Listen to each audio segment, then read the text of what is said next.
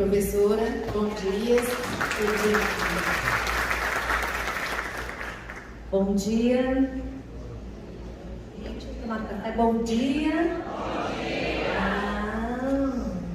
Hoje a gente tem que comemorar, né?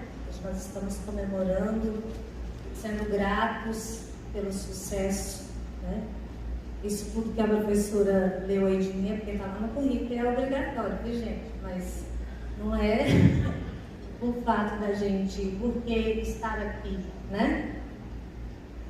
Eu sou professora do curso de Pedagogia de Arraias, já trabalhei aqui no curso de Pedagogia antes da professora Jussi chegar, né? Eu tenho um trabalho com a formação de professores desde 97, 94. Eu já trabalhava com a formação de professores recém-formada lá no Paraná. Trabalhava com esse processo de desenvolvimento da metacognição, dos aspectos do raciocínio lógico-dedutivo.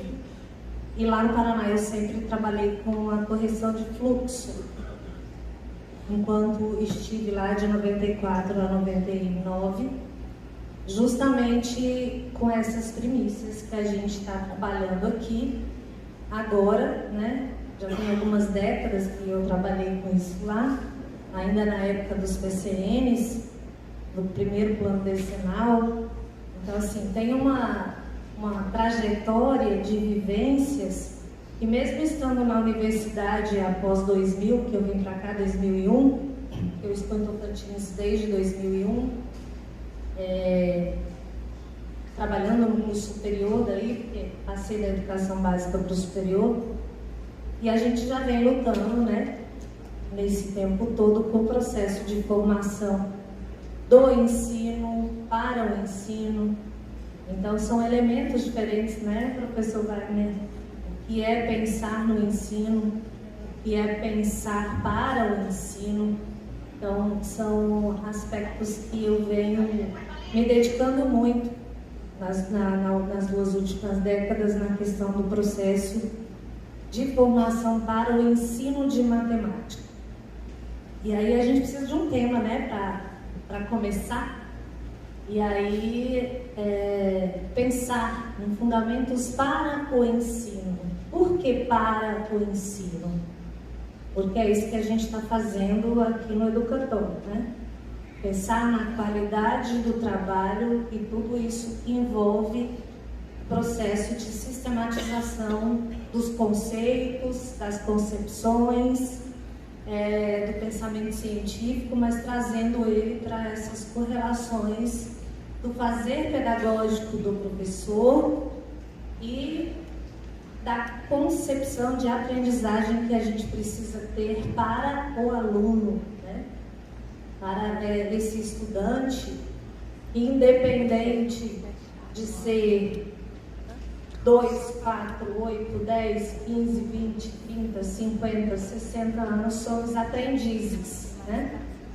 Eu tenho muito apreço pelo trabalho do professor Moacir Gadotti, quando ele trata os sujeitos como aprendizes e ensinantes.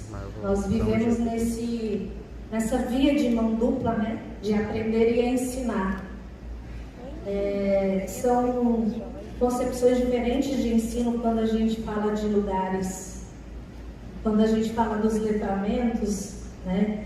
A gente nos prepara, o letramento nos prepara para podermos agir nos diferentes espaços, nas diferentes situações, nas diferentes funções exercidas pelo homem.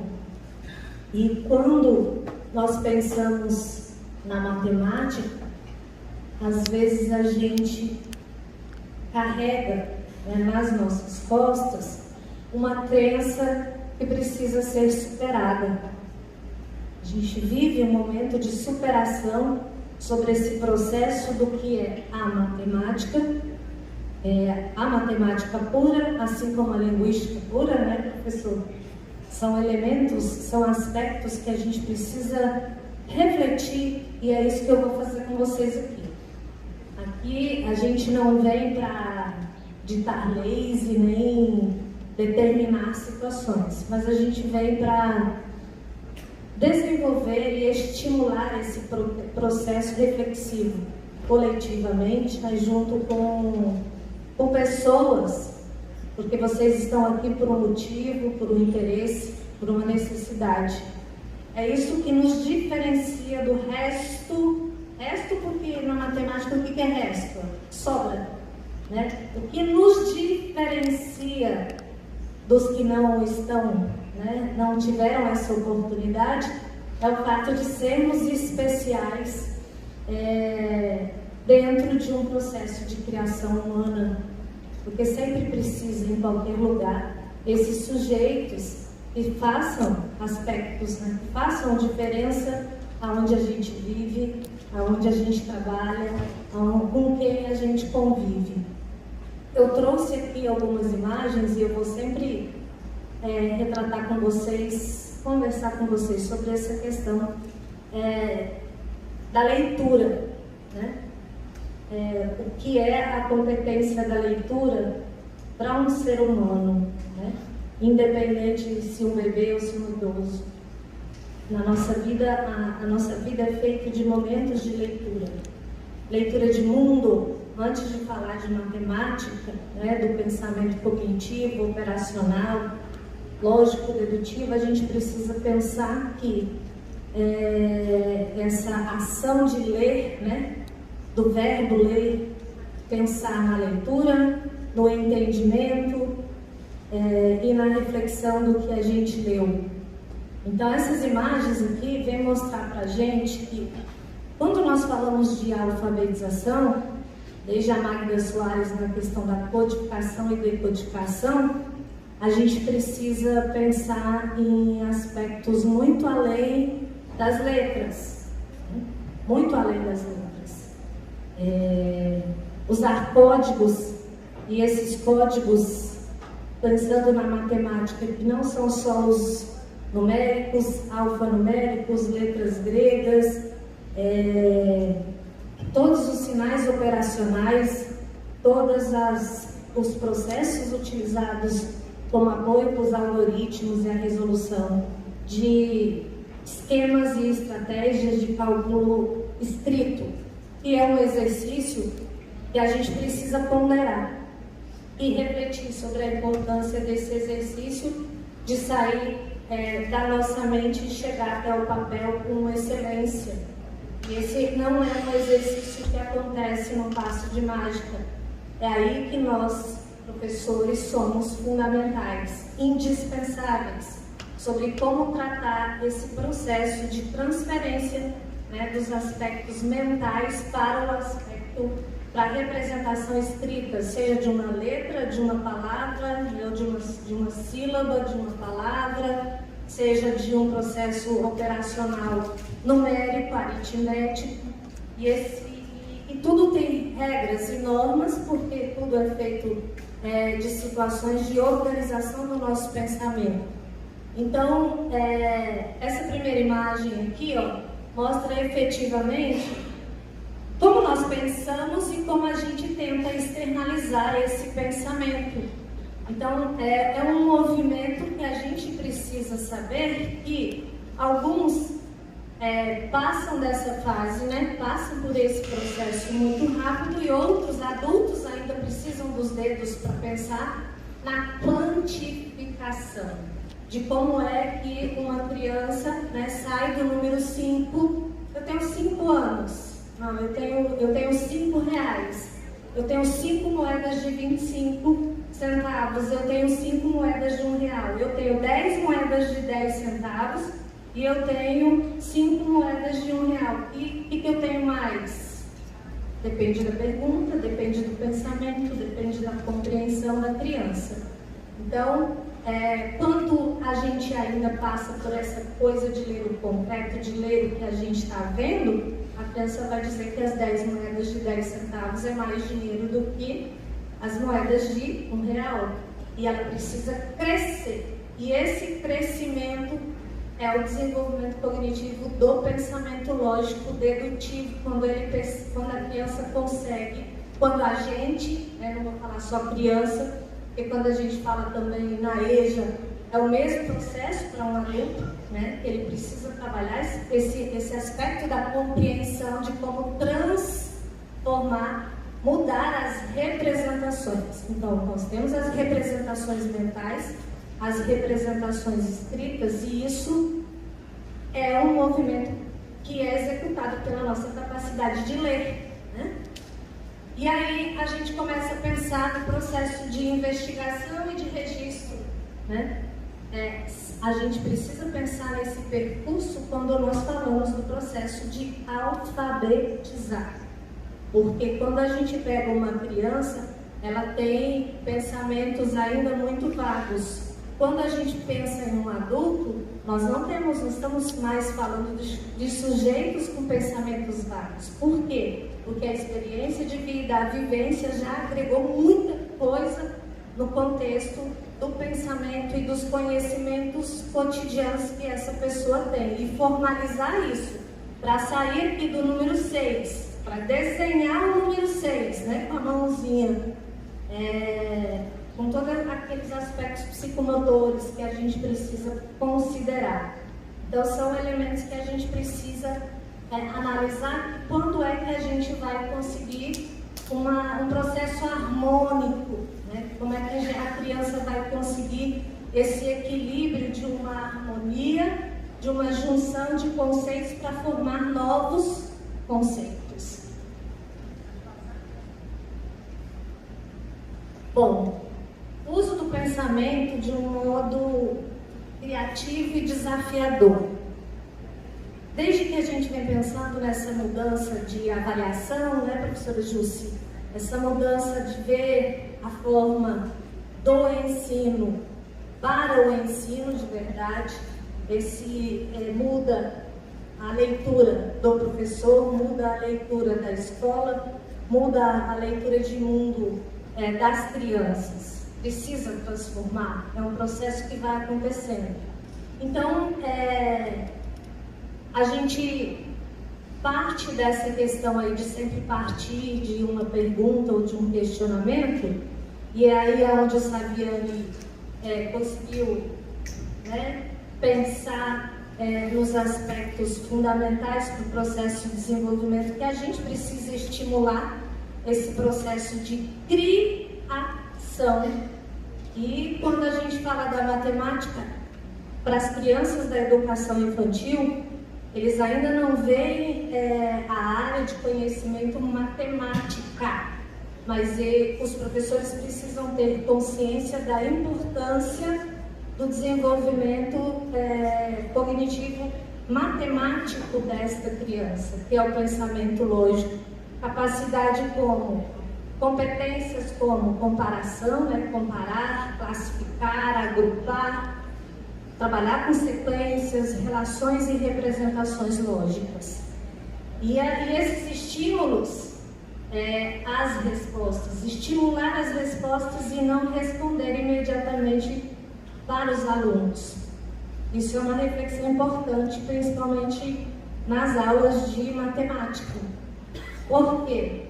Porque é hábito, né, do professor fazer a pergunta e não esperar que as crianças pensem automaticamente para ganhar tempo de dar mais exercícios, um número maior de atividades, não desenvolve o necessário para que novas atividades sejam produzidas.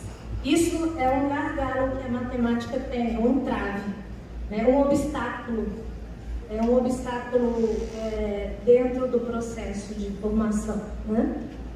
E a maioria das situações, e na maioria das vezes quando o professor está trabalhando, por exemplo, a tabuada de multiplicação, e por que eu estou evidenciando a tabuada de multiplicação? Porque a gente carrega na escola que a tabuada é só a tabuada de multiplicação. Quando fala de tabuada é vezes, né? Quando fala de tabuada é multiplicação. Mas todo o processo operacional para chegar no multiplicativo precisa do agrupamento, precisa da somativa, precisa da diferença. né? Porque quando a gente pensa em 6 vezes 8, tranquilo, porque o nosso cérebro já se apropriou de que 6 vezes 8 é 48, né? Muito tranquilo, muito bom. E 7 vezes 9? Meu Deus do céu, e agora? 7 vezes 9. Bom, se 7 vezes 10 é 70, tirando 7 vai ficar 63. E olha como se o movimento no processo de alfabetização ele vai quase para um caminho contrário disso.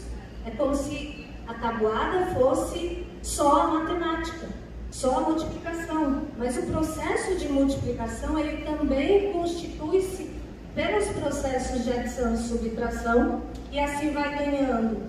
Se eu posso juntar termos iguais, eu posso multiplicar termos iguais, e daí vem a potenciação.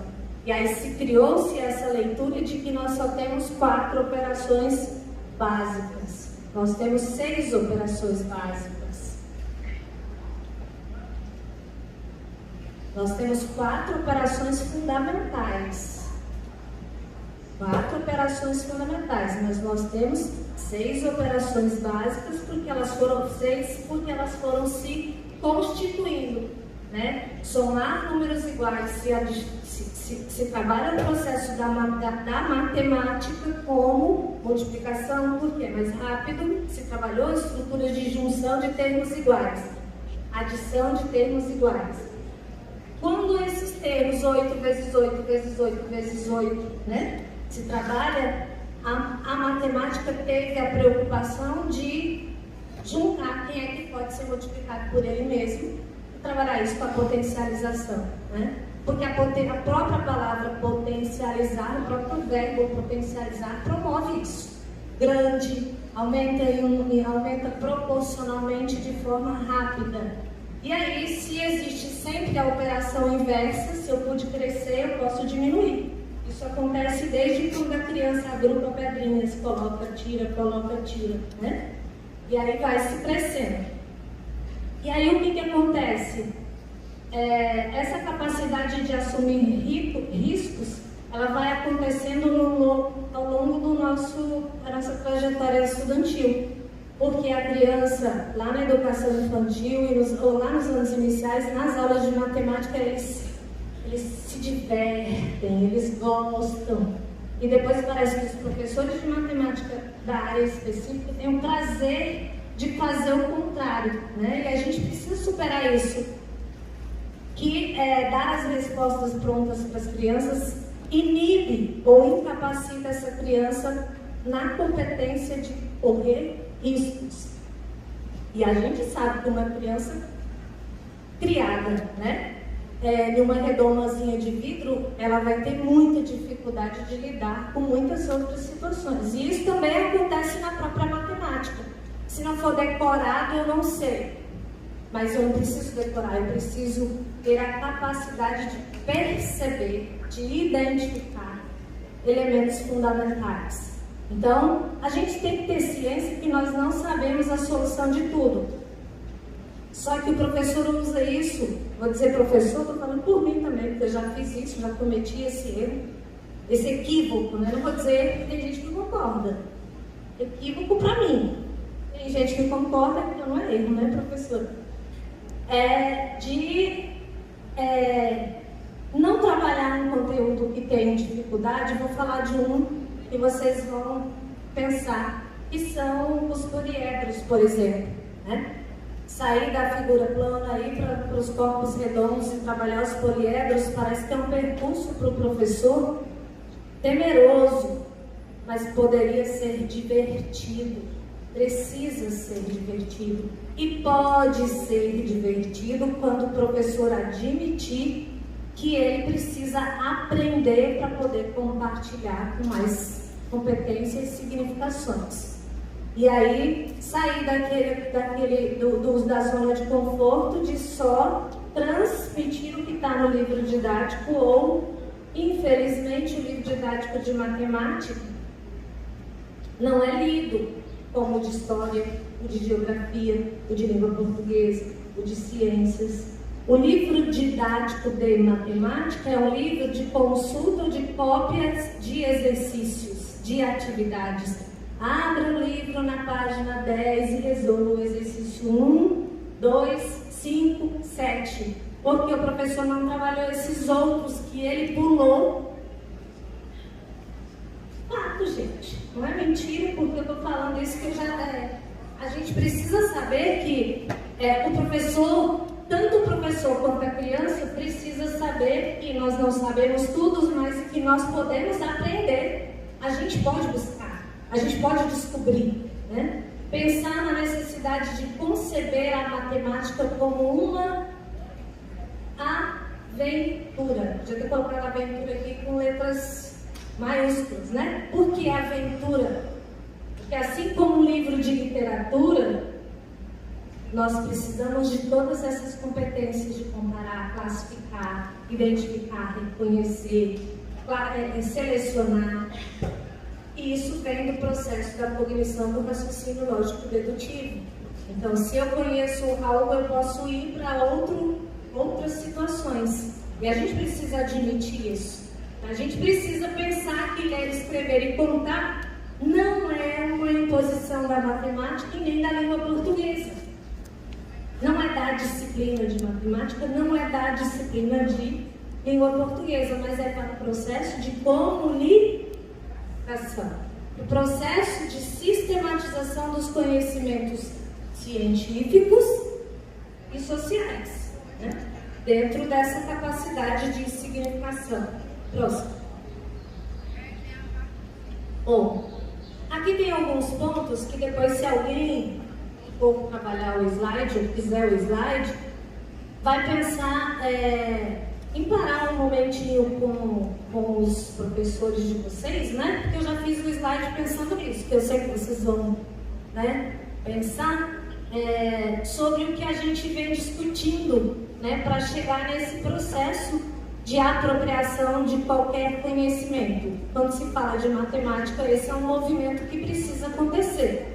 Planejamento, e esse planejamento envolve uma concepção de dois lados, que existe a atividade de ensino. Então, o professor está usando o quadro para trabalhar com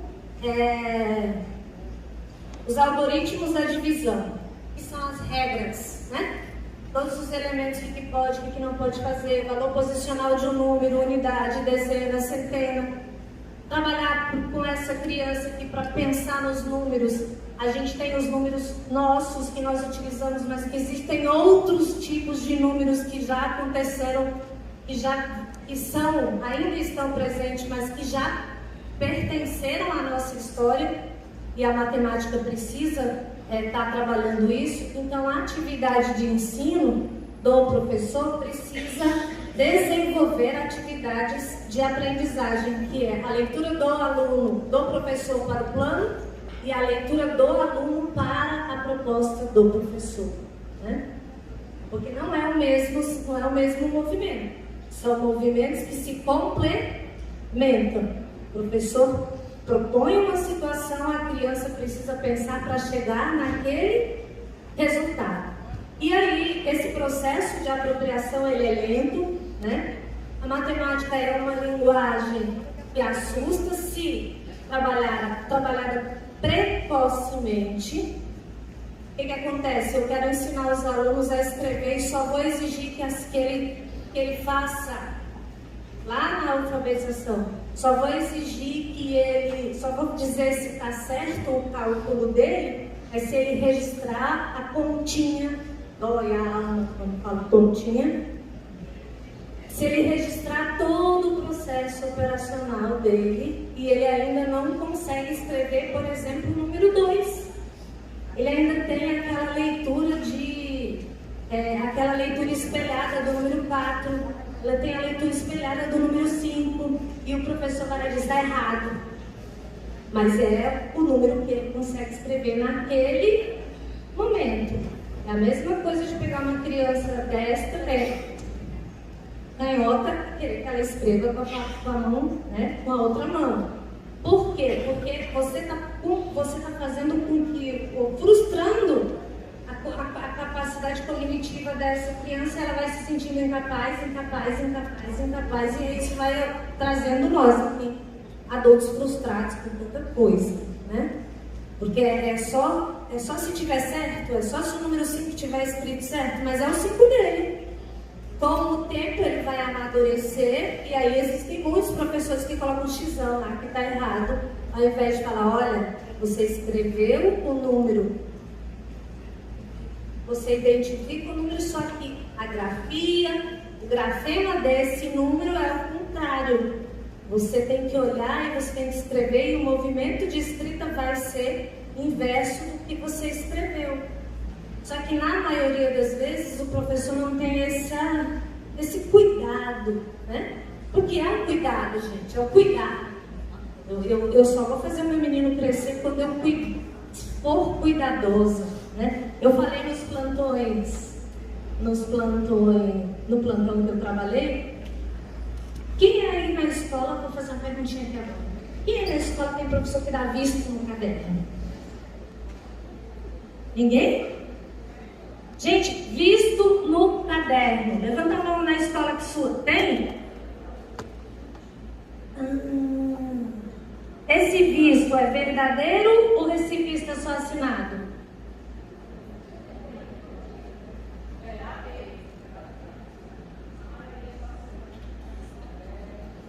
Visto significa lido, observado, comparado.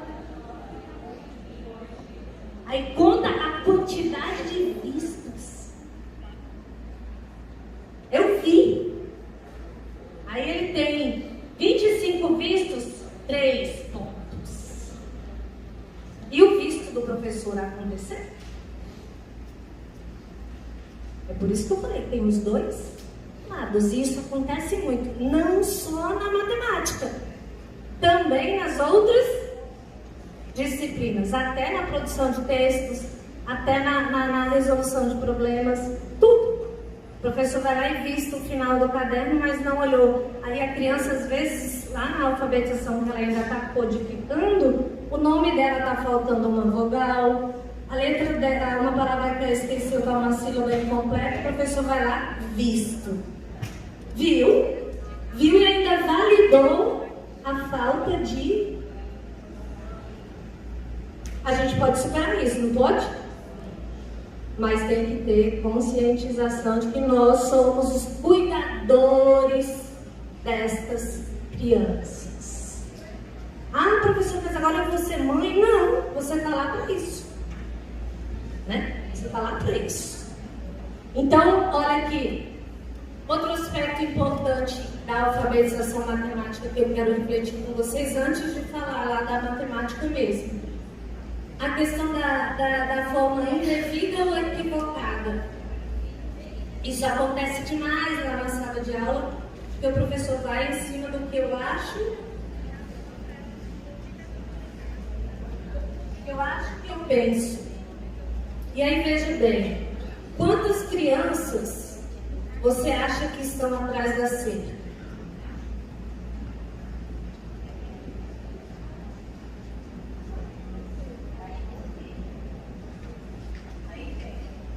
Dois dedinhos, um dedinho, 5 dedinhos, 4 dedinhos, 2 dedinhos, mais 3 dedinhos. E aí veja o quanto o conhecimento matemático vai ser importante para essa observação aqui. Aí tem a questão da lateralidade. Esse exercício aqui, professora Jussi e demais colegas, é uma atividade que está lá no PNAE, lá no livro de alfabetização, que ele trabalha com tudo isso que eu estou conversando aqui. O PNAE tinha esse intuito, né? Apesar de não ter chegado a isso tudo, mas chegou pelo menos nos jogos, que a gente precisa refletir muito sobre aqueles jogos, né? Sobre como foram trabalhados. E aí lembra que eu falei que não é dar a resposta, mas provocar respostas? Então a criança vai ler mão direita, mão esquerda, né? Mão direita, mão esquerda, dedo, esse dedo, a posição do dedo. Aí a questão aqui da leitura do reflexo do outro lado do espelho. Minha mão é assim, mas eu tenho que olhar ela assim. E isso aqui dá uma uma coisa lá na sala de aula para as crianças, para a gente pensar, né? E a gente precisa provocar isso, provocar esse processo de construção, de investigação e fugir dessa coisa de que a aula de matemática tem que ter aritmética. Bom, aqui é outro slide para complementar vocês, para ajudar, né, sobre compreender e saber, capacidade de... O compreender envolve o desenvolvimento dos saberes, então justificar a sua prática e os resultados com o seu aluno. O professor precisa fazer isso para pensar no movimento cognitivo vivo, de como trabalhar, o que ele faz, o que a criança faz, o que o professor diz, o que a criança tem que responder, para que o professor explica, para que a criança precisa entender, por quê, quem faz, para que serve. Professor, para que serve isso? Um dia vocês vão descobrir.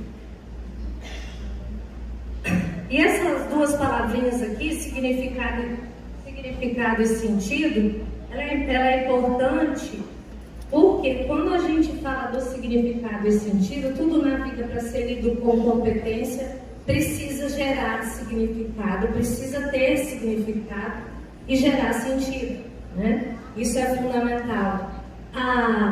Quando a gente fala isso também é para poder ajudar vocês depois, se forem estudar sobre o que a gente está conversando aqui, é importante, fundamental.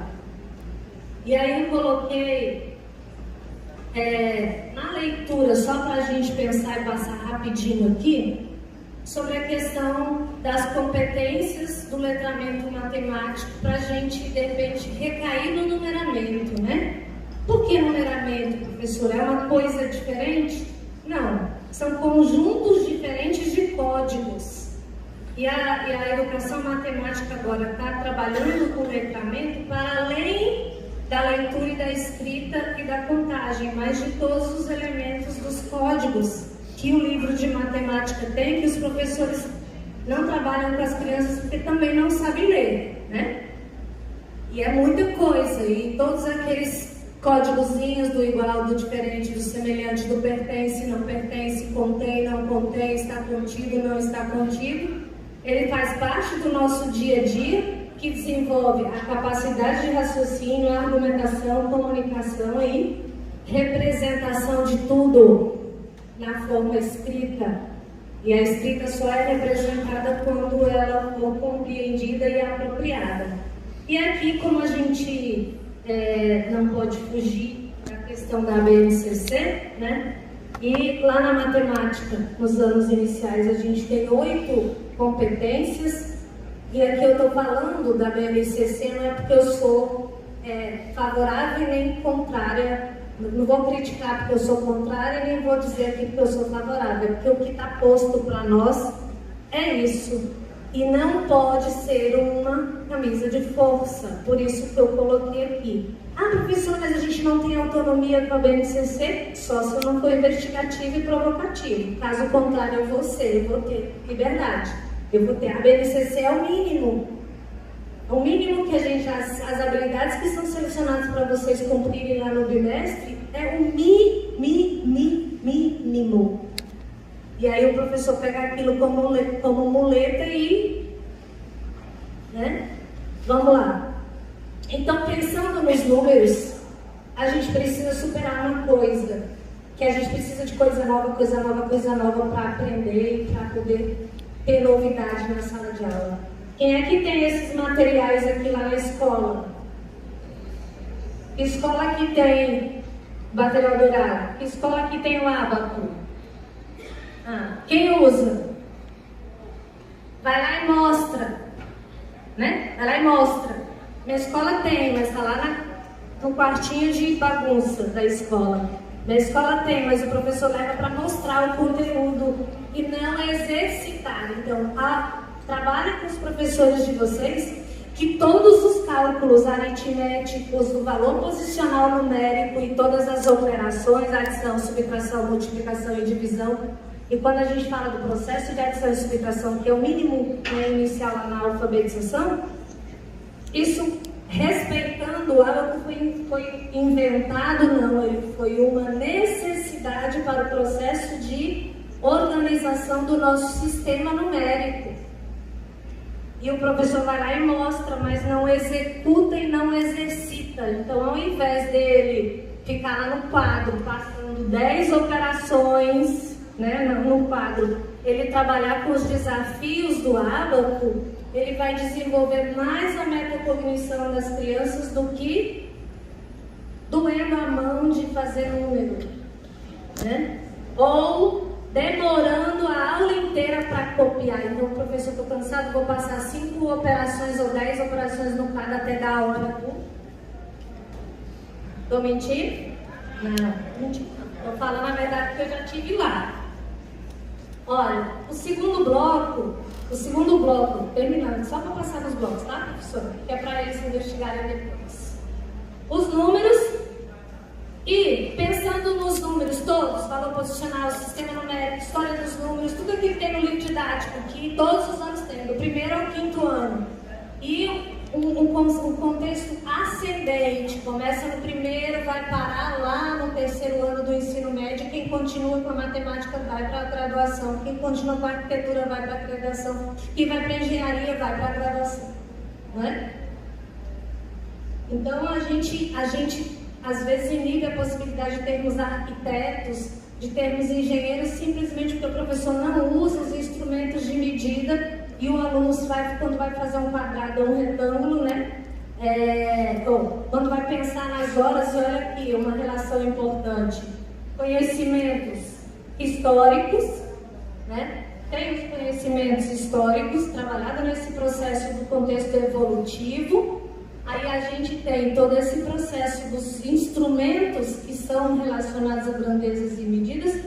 E a gente tem o conhecimento cotidiano que muitos professores desprezam, mas os novos livros didáticos não estão mais desprezando.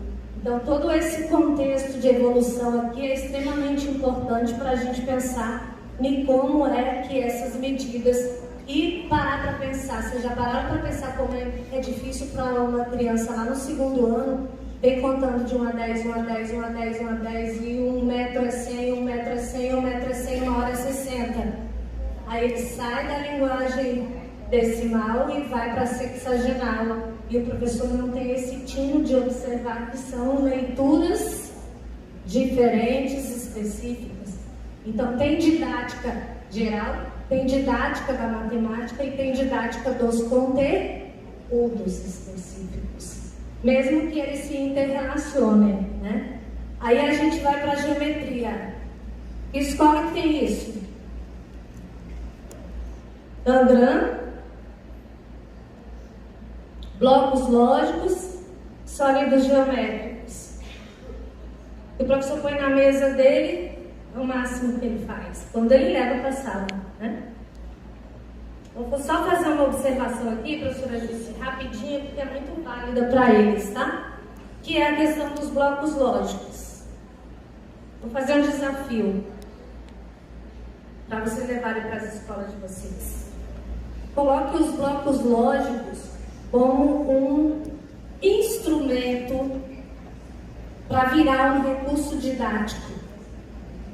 E nem todo instrumento é recurso didático. Não é isso? Nem todo instrumento é recurso didático. Mas para virar esse instrumento didático, vamos falar, professor, mas como é que eu vou trabalhar blocos lógicos lá na educação infantil? O bloco lógico está lá, está na educação infantil. Para que os professores usam um bloco lógico na educação infantil?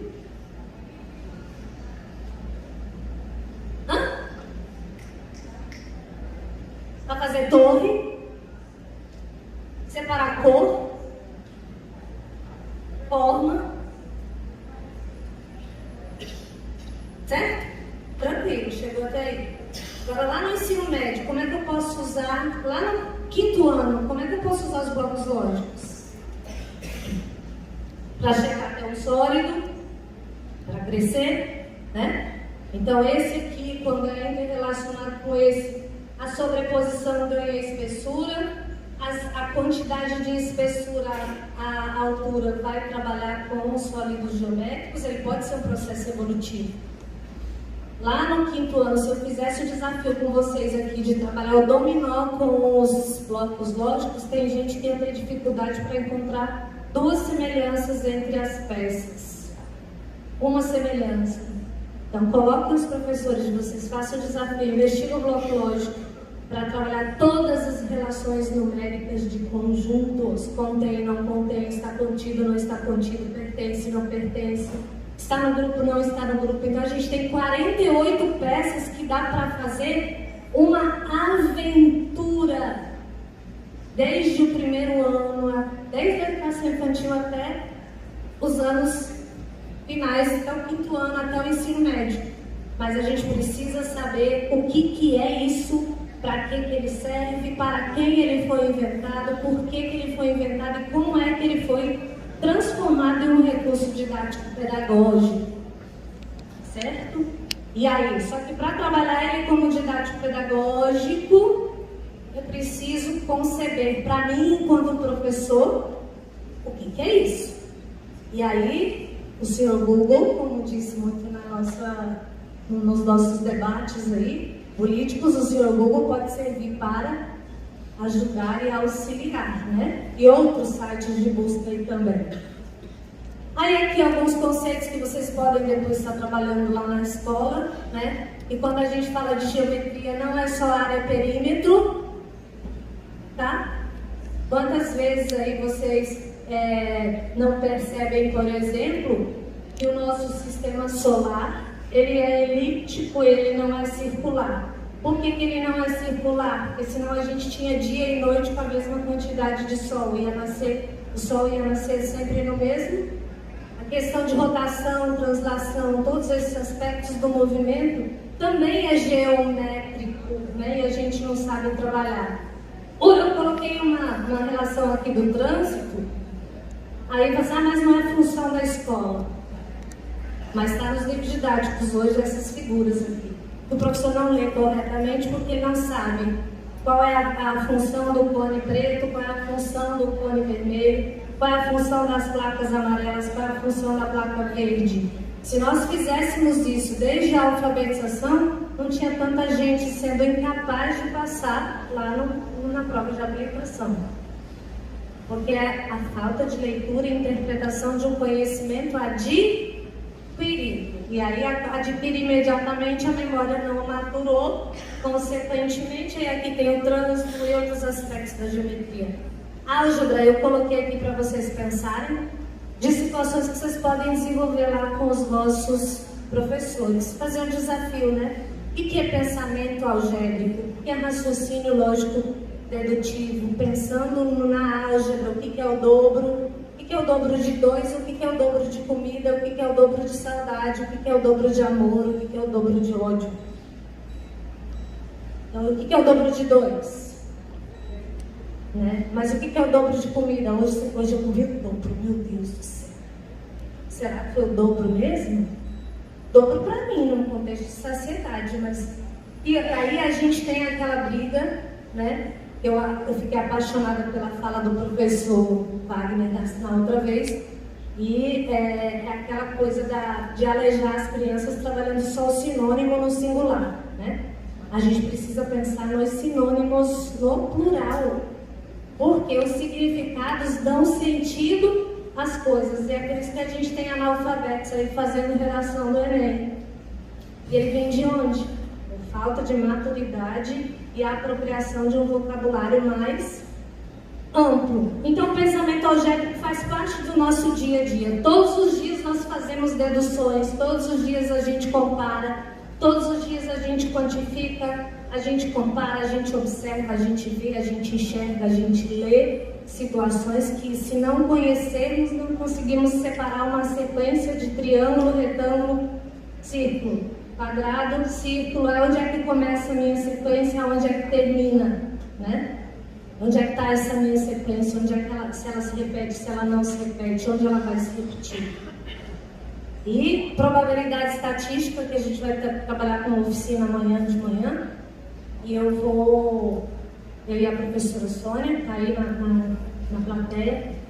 Isso aqui, da matemática, agora nos novos livros didáticos, tem professor tendo muita dificuldade com os livros didáticos. Façam grupos de estudos para estudar o livro didático.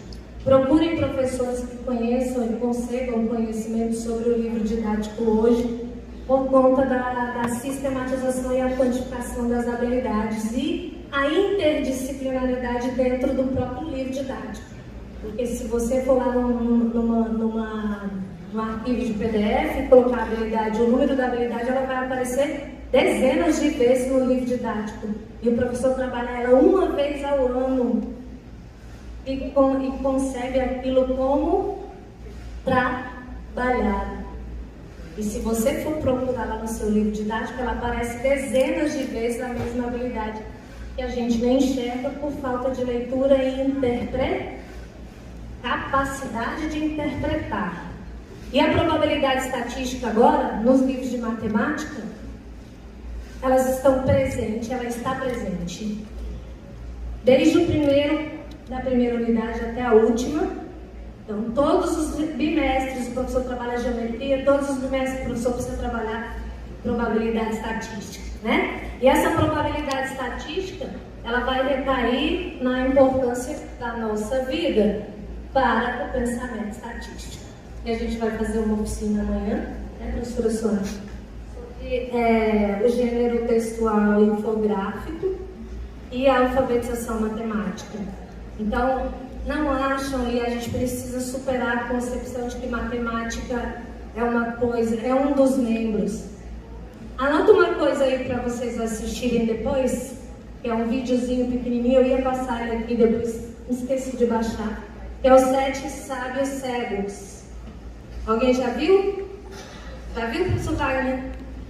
Não? Os 7 sábios cegos. Os 7 sábios cegos. Acho que ele é 4 minutinhos, 5 minutinhos o vídeo. E vocês podem usar lá na alfabetização. E eu vou deixar a curiosidade, porque para a gente poder ver essa coisa do pertence, não pertence, contém, não contém, o quanto nós usamos o nosso raciocínio lógico-matemático de forma equivocada na escola e está presente na vida de modo real e verdadeiro. Quantas informações a gente precisa conceber? História, geografia, ciências, língua portuguesa. Então a matemática, gente, não é o rabo do elefante, não. A matemática é um elefante inteiro. Certo, gente? É importante a gente pensar e refletir, certo? Para a gente buscar essa matemática com aventura, buscar harmonia. E por isso que eu disse que a gente pode aprender matemática brincando. E outro desafio é trabalhar com as mandalas. As mandalas têm um contexto histórico da geografia, histórico da própria história, histórico da matemática, história da arte e outros elementos da interdisciplinaridade e da multidisciplinaridade. E as mandalas, gente, elas além de serem muito místicas e colaborarem com o processo de muitas outras coisas no universo, ela também pode ser implementada na sala de aula, na escola, como um projeto e um desafio. Vocês vão se encantar se fizerem um trabalho de investigação e de significação só com as mandalas, certo? Então eu espero que tenham aguçado aí um pouquinho do pensamento de vocês. E quando eu falo que a gente não faz, é porque a gente precisa admitir que não faz. E que a gente pode mudar, que a gente pode fazer diferente, que a gente é capaz de transformar as nossas aprendizagens para podermos ser transformadores de novas pessoas.